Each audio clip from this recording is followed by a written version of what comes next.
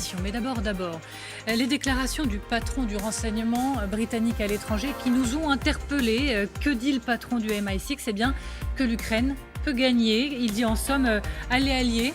Il y a en ce moment une opportunité. On va en parler donc. Mais il dit autre chose.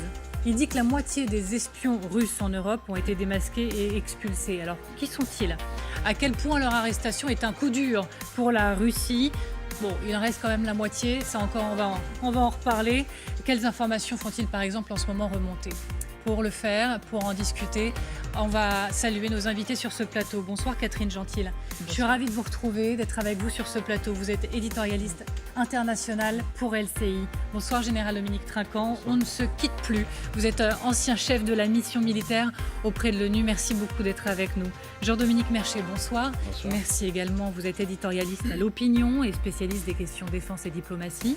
Bonsoir Hervé Gattegno, éditorialiste politique chez LCI. Et bonsoir à vous, Sergueï Girnov, pour cette première partie. Nous avons avec nous un ancien agent du KGB. Donc, votre CV, je vais le dérouler quand même rapidement, rappeler les grandes lignes. Vous arrivez en France dans les années 90 comme espion pour vos toutes premières missions. Vous démissionnez du KGB quelques années plus tard. Vous devenez consultant dans le privé en Russie. À partir des années 2000, à Moscou, vous racontez être victime d'un empoisonnement aux métaux lourds. Vous pensez suivi par votre employeur. Vous partez donc. Vous partez en France en 2001, vous m'arrêtez si je me trompe, et vous obtenez le statut de réfugié en 2004.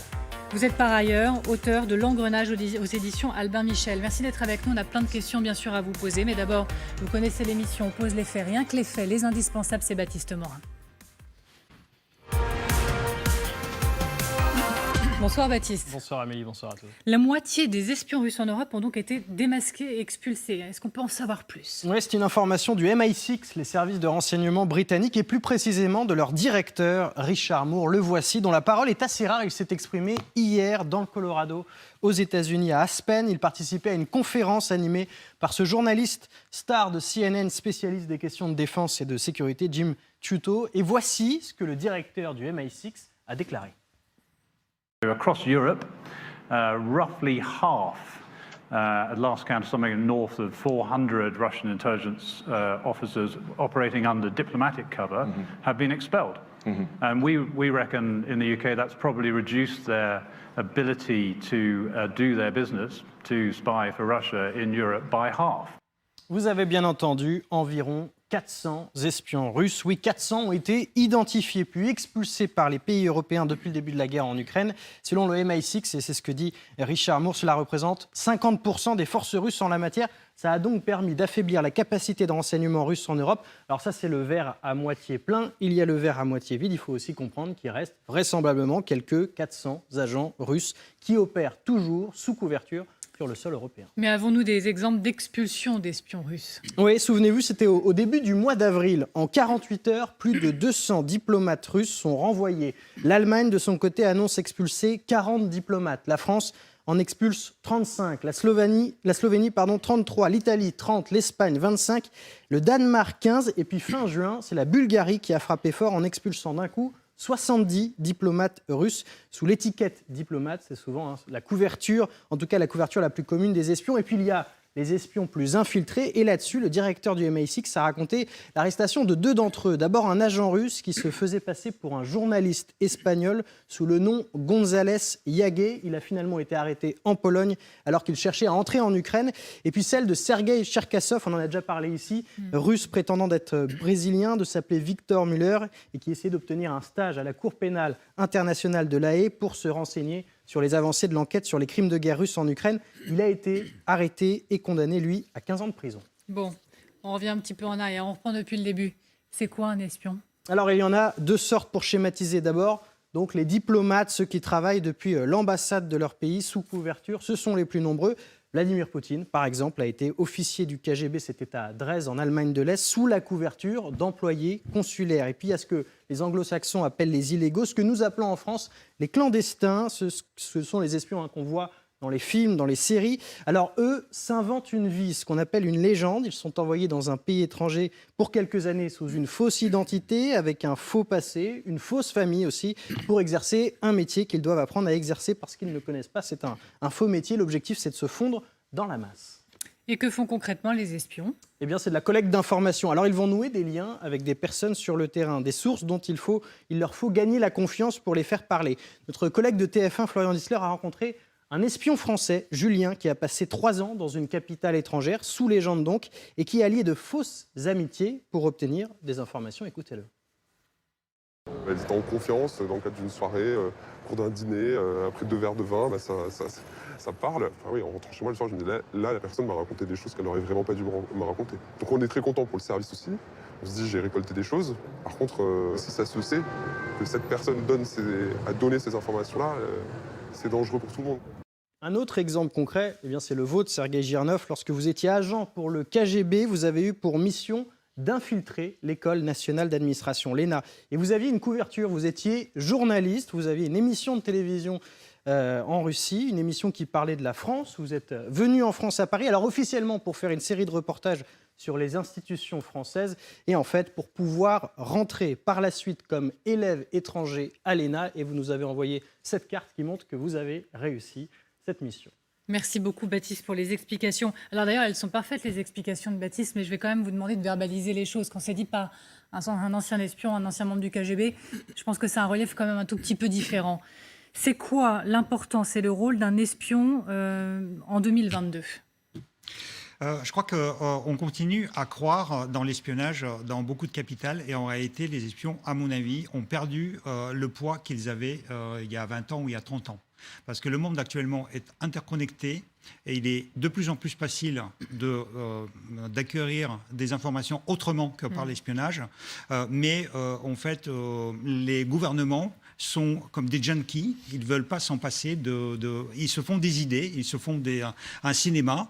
Et Poutine en particulier, en fait, c'est quelqu'un qui ne croit absolument à rien de ce qui se dit ouvertement, publiquement. Et donc, il lui faut absolument voler les informations. Il ne croit que les informations volées. On n'a pas tous les détails par définition, mais les espions, qui sont-ils ? En somme, souvent, on a lu l'ONU Nid d'espions, par exemple. Il y a des militaires, ou il y a des diplomates, ou visiblement donc des journalistes.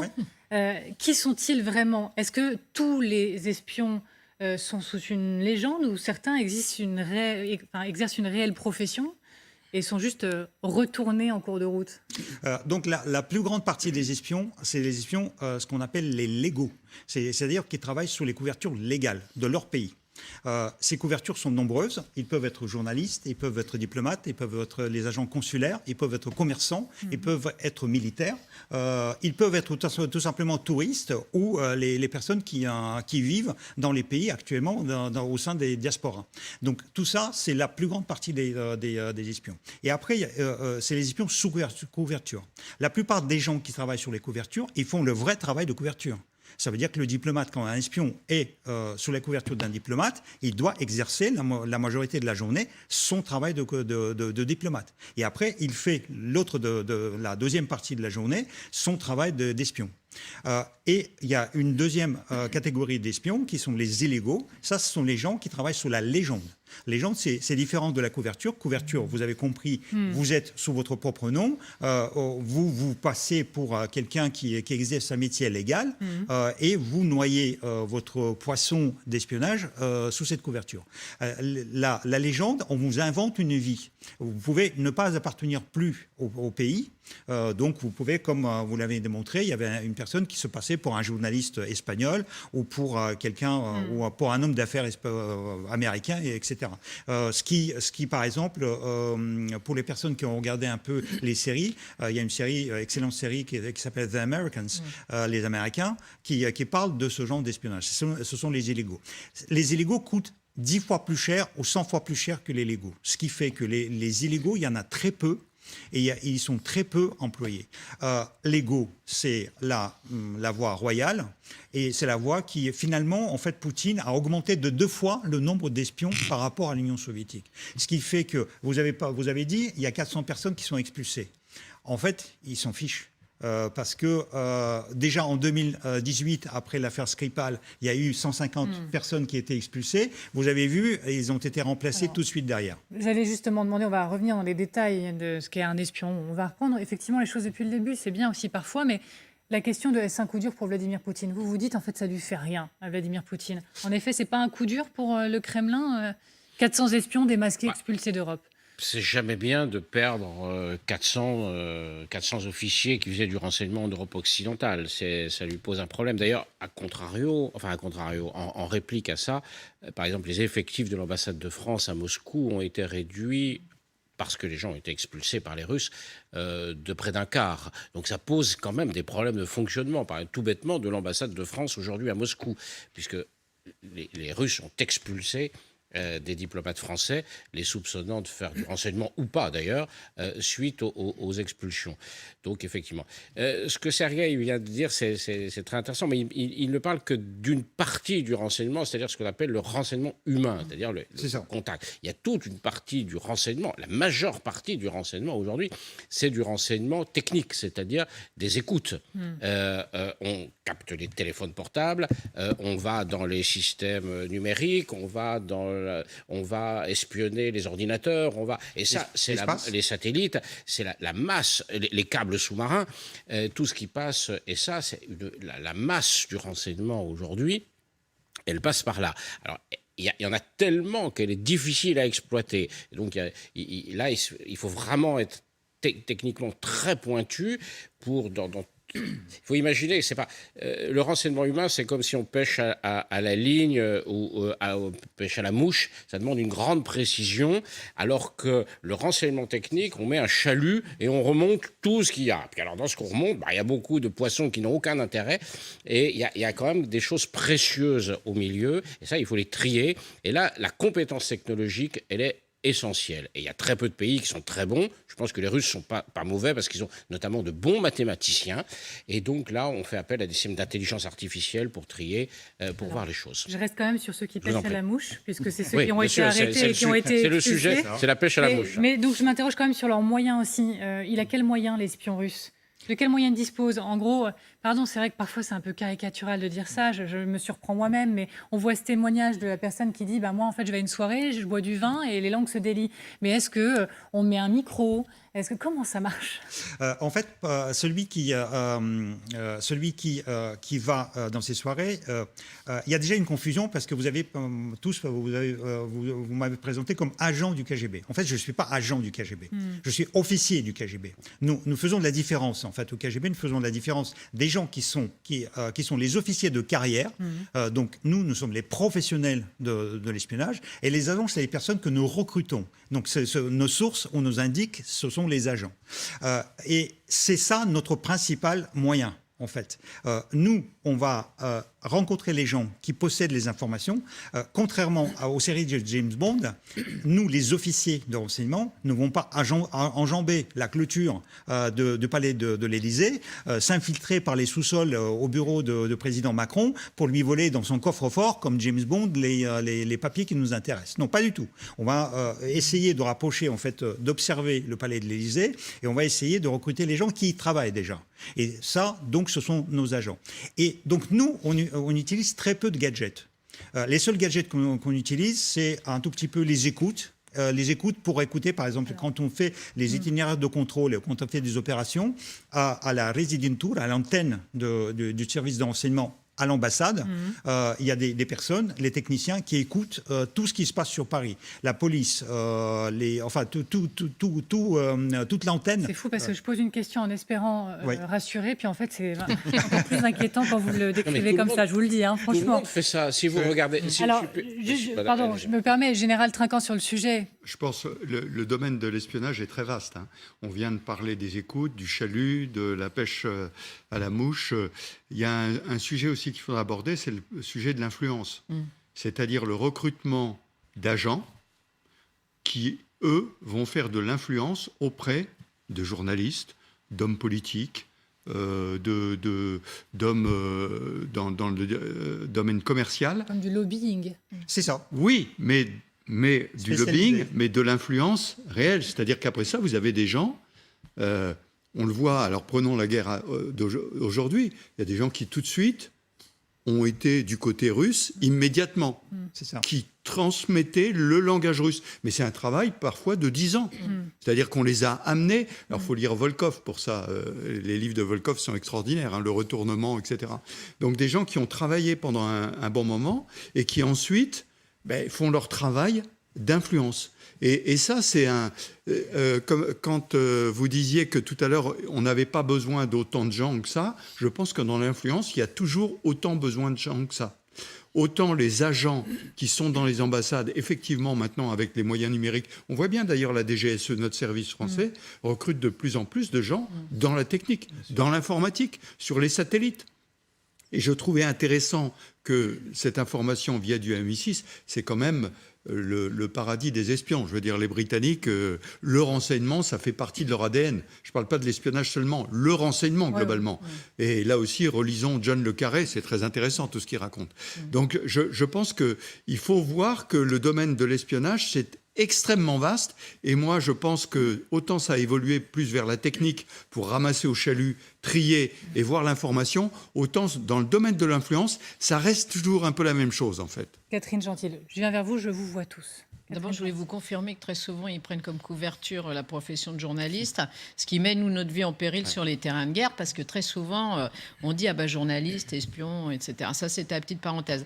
Ce que je voulais dire, c'est que je pense qu'effectivement, pour revenir aux clandestins, c'est ça qui fait sûrement le plus de mal aux Russes, en l'occurrence, mais à tous les services à travers le monde, parce que ce sont des gens pour lesquels il y a un énorme investissement, c'est-à-dire qu'ils doivent vraiment acquérir la langue parfaitement, vous, c'est déjà pas mal, mais encore mieux que ça, pour vraiment passer pour un citoyen du pays en question, donc tout connaître, n'avoir aucun contact avec l'ambassade de Russie du pays en question, parce qu'ils ne doivent à aucun moment pouvoir avoir un lien avec eux. Et effectivement, aux États-Unis, il y a une histoire extrêmement célèbre qui est devenue la série The Americans, les Américains, où des Russes s'étaient carrément mariés en étant espions, avaient eu des enfants, et ils ont été démasqués, et finalement, leurs propres enfants ne savaient même pas que leurs parents non seulement étaient espions, mais étaient russes. C'est-à-dire qu'ils ont découvert, le jour où le FBI est arrivé à la maison sur la côte est des États-Unis, que leurs parents étaient des espions russes. Et après, il y a eu un système d'échange, etc. Mais c'est ça qui fait vraiment mal aux services de renseignement. Ce sont ces gens qui sont censés être indétectables, et c'est vrai que le jour où ils sont démasqués, à ce moment-là, ce sont des années d'investissement et de recueil d'informations qui s'effondrent. Où se situe-t-il le plus souvent? C'est-à-dire, est-ce qu'il y a des pays particulièrement qui sont infiltrés par les espions russes? La France, voilà, soyons un peu autocentrés. Est-ce qu'il y a beaucoup d'espions russes dans nos rangs diplomatiques, dans nos services, dans notre pays? Il y a beaucoup d'espions russes en France, mais si on veut être autocentré, il faudra changer un peu de regard. En fait, les espions sont classés par les pays qui sont classés les ennemis de Russie. Le premier ennemi de Russie, ce n'est pas la France, c'est les États-Unis. Et donc, la majorité des espions sont aux États-Unis.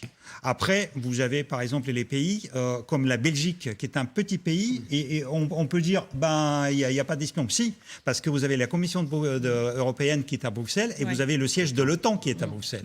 Après, vous avez la Suisse. À Genève, vous avez les organisations internationales. Je disais tout à l'heure, l'ONU nid d'espions. En fait, je me trompais, c'était l'OTAN plutôt nid d'espions. Non, l'ONU, c'est le plus grand nid d'espions à New York, donc il n'y a aucun problème. Il y a des espions aussi à Washington. Même, mais...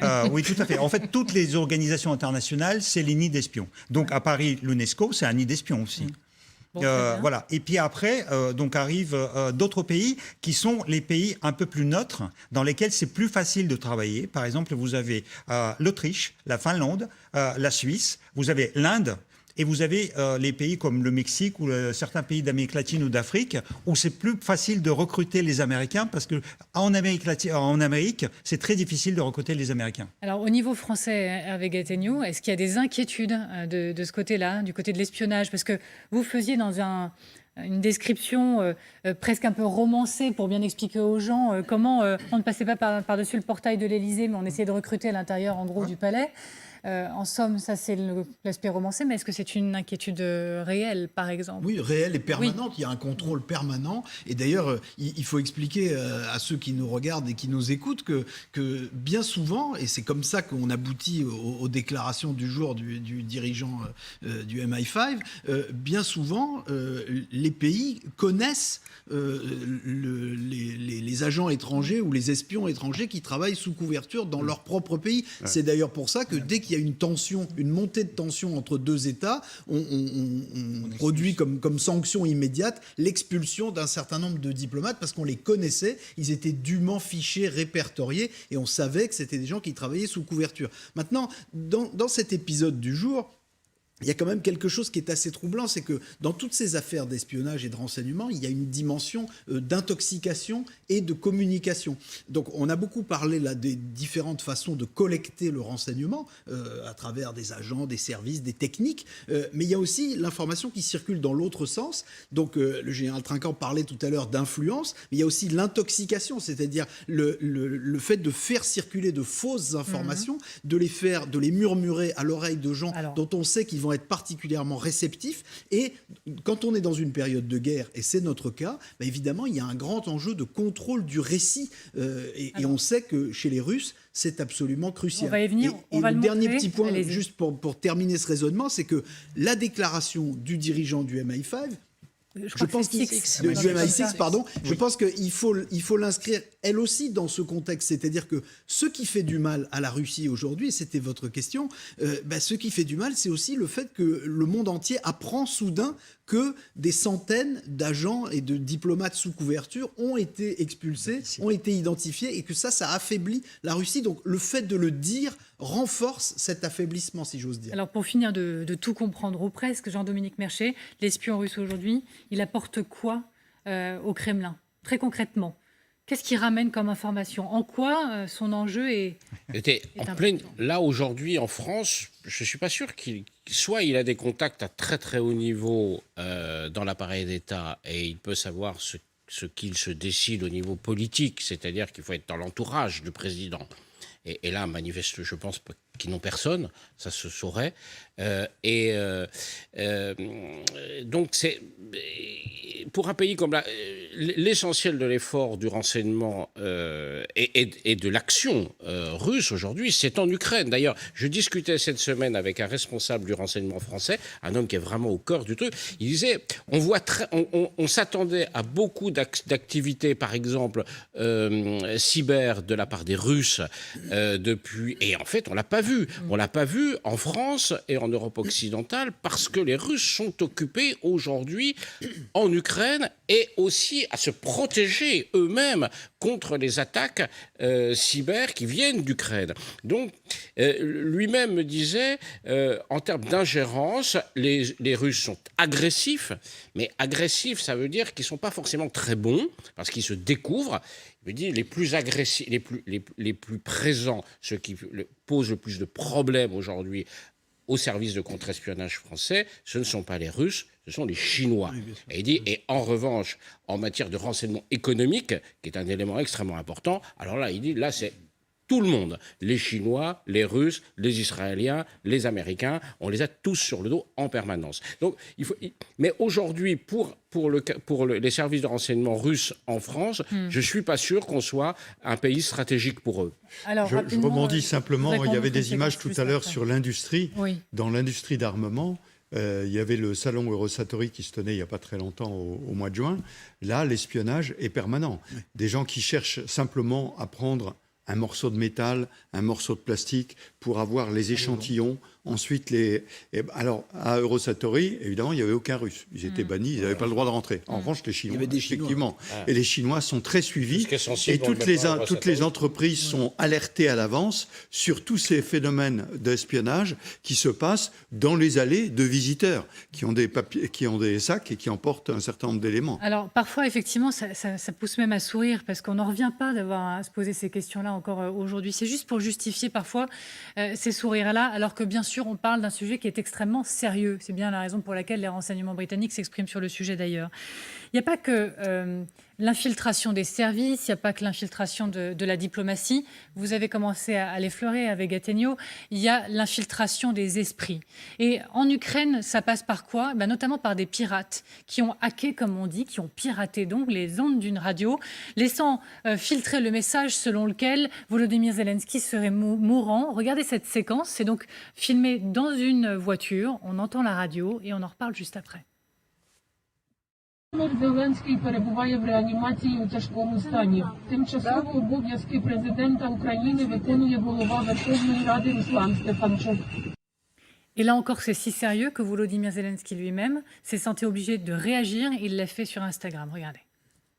Сьогодні Росія запустила чергові фейки, що держава не керується президентом Зеленським, бо він знаходиться в лікарні, точніше в реанімації, через свій важкий стан. Важкий стан здоров'я. Так ось, знаходжусь я в кабінеті. Так міцно, як зараз, я себе ніколи ще не відчував. І погана новина. Ça, c'est encore une autre dimension, mais cet intox-là, c'est quoi? C'est pour casser le moral des Ukrainiens, c'est ça? Les fragiliser encore un peu plus? Expliquez-nous. Oui, c'est une bonne guerre. D'ailleurs, les Ukrainiens utilisent la même chose. Ils font circuler aussi les informations sur la santé de Poutine. Donc tout le monde disait qu'il était mourant, il a le cancer. Donc voilà.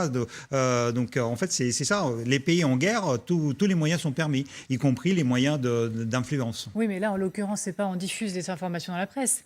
C'est on a piraté les ondes d'une radio pour laisser entrer dans la population. Tous les moyens sont bons. Mais en même temps, c'est pas très habile parce que franchement, il a suffi de quelques heures au président Zelensky pour répliquer d'une façon éclatante avec une image. Et donc, rétrospectivement, on peut se demander dans quel état se trouvent vraiment les services russes pour être obligés d'utiliser de si pauvres manœuvres. Mais ça nous en apprend aussi sur un autre champ dont on parle moins, c'est le piratage. Enfin, il y a aussi cette technique-là. Oui, où les Ukrainiens et les Russes d'ailleurs sont particulièrement bons, et les Chinois aussi. Mais votre réflexion, c'est une réflexion cartésienne. C'est pas l'objectif.